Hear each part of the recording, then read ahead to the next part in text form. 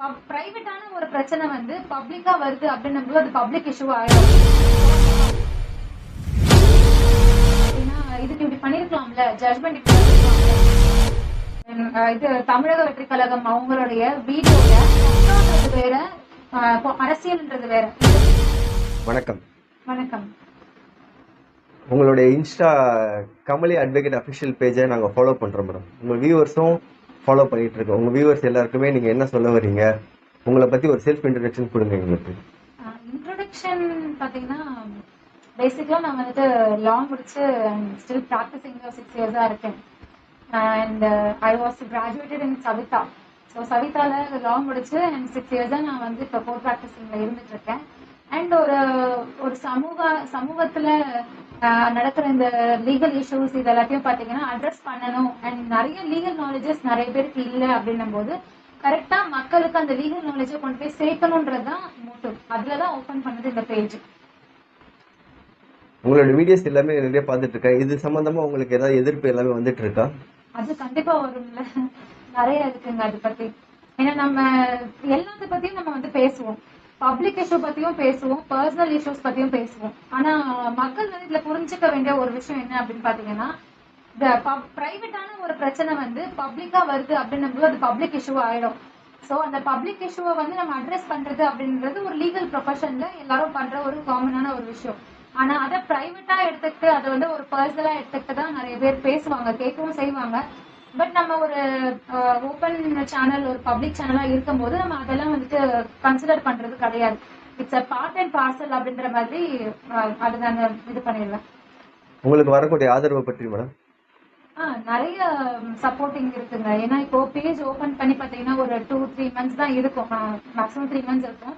And 3 மந்த்ஸ்ல நிறைய views, நிறைய பேர் வந்து அவங்க கருத்துக்களை வந்து எனக்கு கமெண்ட்ஸ்ல சொல்றாங்க, பர்சனல் மெசேஜஸும் போடுறாங்க.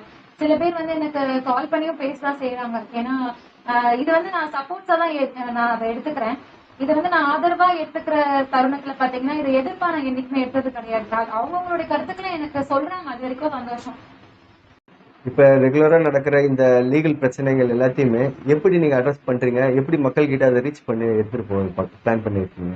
இல்ல, இப்ப பாத்தீங்கன்னா ரீசெண்டா நமக்கு எல்லாமே சோசியல் மீடியாஸ்லயே வந்துருதுங்க, நியூஸ்ல இருந்து எல்லாமே. சோ அந்த நியூஸ் எல்லாமே எல்லாரும் நியூஸ் பாக்குறவங்க தான், நியூஸ் பேப்பர்ஸ் பாக்குறதுல இருந்து நியூஸ் சேனல்ஸ் பாக்குறதுல இருந்து எல்லாரும் பாக்குறவங்க தான். பட் சில சமயம் வந்து இந்த நியூஸ்க்கு வந்து என்ன லீகல் சொல்யூஷன் இருக்கும் அப்படின்ட்டு வந்து நிறைய பேருக்கு அவேர்னஸ் இல்லை. அண்ட் அது மோரோவர் அவங்களே ஒரு தீர்ப்பு வழங்கிக்கிறாங்க மக்கள். எப்படின்னா இதுக்கு இப்படி பண்ணிருக்கலாம்ல, ஜட்மெண்ட் இப்படி வந்திருக்கலாம்ல, சட்ட ரீதியா போலீஸ் இப்படி பண்ணிருக்கலாம்ல அப்படின்னு சொல்லி அவங்களே வந்து ஒரு ஜட்மெண்ட் அவங்களுக்குள்ளே வச்சுக்கிறாங்க. அண்ட் அதை ஒரு கருத்தாவும் சொல்லதான் செய்யறாங்க. பட் அதை வந்து ப்ராப்பரான லீகல் நாலேஜ், லீகல் அவேர்னஸ் வந்து மக்களுக்கு போய் சேரணும் அப்படின்றதுக்காக இந்த பேஜ் மூலயமா அந்த லீகல் இஷ்யூஸ் விச் மீன்ஸ் சமூகத்துல நடக்கிற ஒரு சட்ட ரீதியான பிரச்சனைகளை மக்களுக்கு அந்த நியூஸ் மூலியமா அந்த நியூஸ் அட்ரஸ் பண்ணி அதுல என்னென்ன நம்ம கொண்டு வரலாம், லீகலா வந்து என்னென்ன நாலேஜ் வந்து மக்களுக்கு கொடுக்கலாம், அந்த பிரச்சனையில பர்டிகுலரா என்னென்ன அவேர்னஸ் மக்களுக்கு தெரியணும், என்னென்ன சட்டத்தை வந்து அவங்க தெரிஞ்சுக்கணும் அப்படின்ற விஷயத்த நான் வந்து கொண்டு போய் சேர்த்துட்டு இருக்கேன், நம்புறேன். இதனால உங்களுக்கு ஏதாவது சட்ட ரீதியான பிரச்சனைகள் உங்களுக்கு தனியா வருதா? பர்சனலா ஏதாவது நீங்க ஃபேஸ் பண்ணிருக்கீங்களா? பர்சனலா பிரச்சனைகள் அப்படின்னா அப்படி எதுவும் இல்லை, இப்ப வரைக்கும் வரல. அதை தாண்டி நிறைய கருத்துக்கள் எனக்கு சொல்லுவாங்க. இப்ப நம்ம வந்து ஏதாவது ஒரு பர்டிகுலர் பிரச்சனையை அட்ரஸ் பண்றோம்னு வச்சுக்கோங்களேன். இப்ப ரீசெண்டா என் பேஜ்ல பாத்தீங்கன்னா இது தமிழக வெற்றி கழகம் அவங்களுடைய வீடியோல அபியூசிவா வந்துட்டு எதிர்கட்சி தலைவர்கள் அபியூசிவா பேசியிருந்தாங்க. ஒரு சின்ன பையன் பேசியிருந்தான். அவனை அந்த வீடியோவை போட்டு நான் வந்து நிறைய அதை பத்தி நான் ரிலேட் பண்ணி நான் என்னுடைய கருத்துக்களை சொன்னேன். விச் மீன்ஸ் அப்படி பேசுறது கரெக்டா தப்பான்ற விஷயங்கள், கரெக்டா தப்பான்ற விஷயங்கள் சட்ட ரீதியா நம்ம என்ன சொல்ல வரோன்றது மட்டும்தான். ஆனா அதே வந்து நீங்க டிவிகே சப்போர்ட்டரா இல்ல டிவிகேக்கு வந்து நீங்க அகேன்ஸ்டா பேசுறீங்களா, நீங்க டிஎம்கே சப்போர்ட்டரா ஏடிஎம்கே சப்போர்ட்டரான்ட்டு பாலிடிக்ஸே உள்ள கொண்டு வந்துட்டாங்க. அதான் பிரச்சனை. சட்டம்ன்றது வேற, அரசியல்ன்றது வேற. இது வந்து இதோடைய டிஃபரன்ஷியேட்டை வந்து மக்கள் புரிஞ்சுக்கணும்ன்றத நான் ஒரு ரெக்வஸ்டாவே சொல்றேன். சட்ட ரீதியா மட்டுமே என் பேஜ்ல நான் வந்துட்டு அட்ரஸ் பண்றேன். அரசியல் சார்ந்தோ இல்ல சமூகம் சார்ந்தோ எந்த விஷயமும் கிடையாது, சட்ட ரீதியா மட்டும்தான்.